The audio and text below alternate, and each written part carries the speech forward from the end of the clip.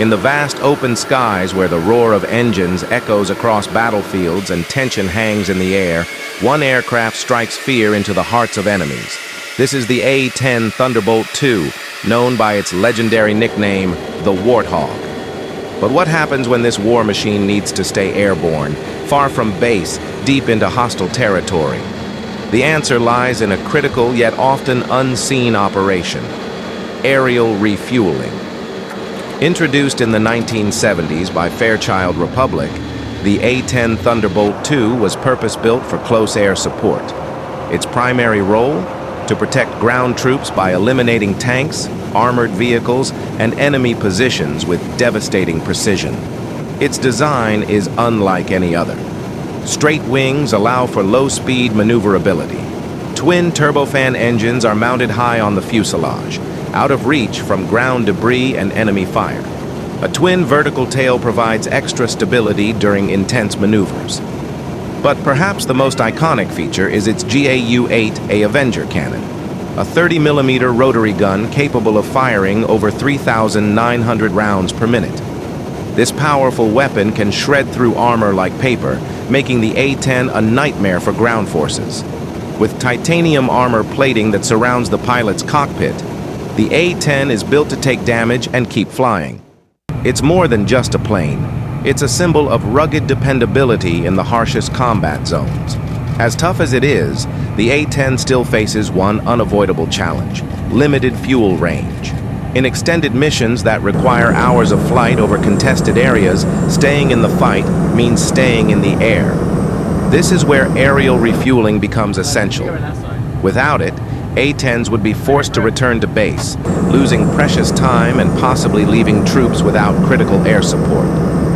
With aerial refueling, they can stay on station longer, provide continuous coverage, and be ready to strike again when needed. It's a logistical operation that extends their wings beyond fuel tanks.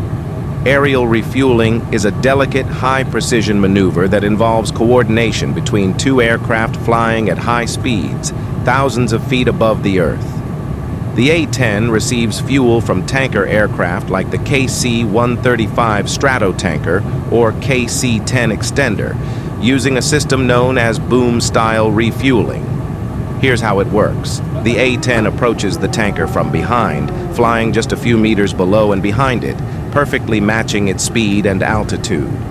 A boom operator, located at the rear of the tanker, extends a telescopic refueling boom and connects it to a port located on the A-10's upper fuselage. Once connected, fuel is transferred rapidly, usually in just a few minutes. But during this time, both aircraft must maintain flawless stability, despite wind, turbulence, or even enemy threats in the area. One wrong move, one sudden gust of wind, and disaster could occur. For A-10 pilots, this is not just another procedure. It's a test of their discipline, precision, and nerves of steel. A squadron of A-10s is deployed to provide air support for a convoy under siege. They've been in the air for over an hour, engaging enemy positions, and fuel is starting to run low. But the battle is far from over, and ground forces still need protection. Rather than leaving the battlefield, a KC-135 arrives on station. One by one, the A-10s rendezvous with the tanker, refueling while in flight. The procedure is quick, quiet, and conducted with military precision, all while maintaining awareness of potential threats. With fuel tanks full again, the A-10s return to the battlefield. Their cannons roar, armor-piercing rounds hit their marks, and enemy resistance is crushed. The ground forces are saved, thanks in part to the critical few minutes spent refueling in the sky. The ability to refuel mid-air gives the A-10 unmatched operational endurance. It allows commanders to keep aircraft over the battlefield for as long as needed. No return to base, no pauses, no compromise. In an age of stealth fighters and unmanned drones, the A-10 remains relevant because of its simplicity, resilience, and reliability. There have been attempts to retire the Warthog, but public pressure, combined with its continued performance in combat, has kept it flying.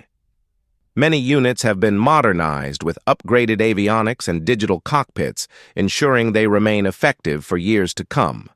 Aerial refueling is a major part of that future, enabling the A-10 to fly longer, support harder, and strike deeper. The A-10 Thunderbolt II is more than a machine. It's a protector of those on the ground, a hammer of justice from the skies, and a masterclass in battlefield resilience. In every cannon blast, in every precise maneuver through the air, and in every mid-air refueling operation, the Warthog proves one thing. It was built for the mission, and it's not done flying yet. They've been in the air for over an hour, engaged